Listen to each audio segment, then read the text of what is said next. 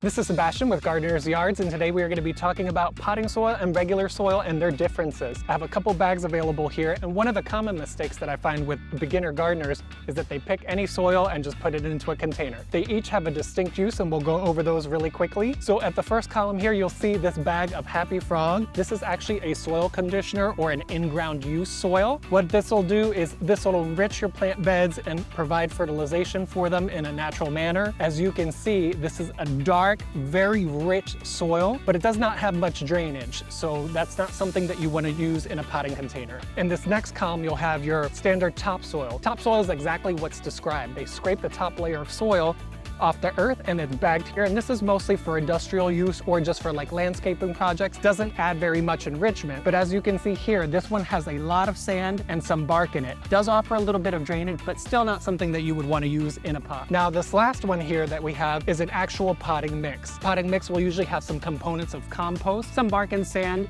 but the main distinction is that it also has perlite. You may see in here some white little flecks.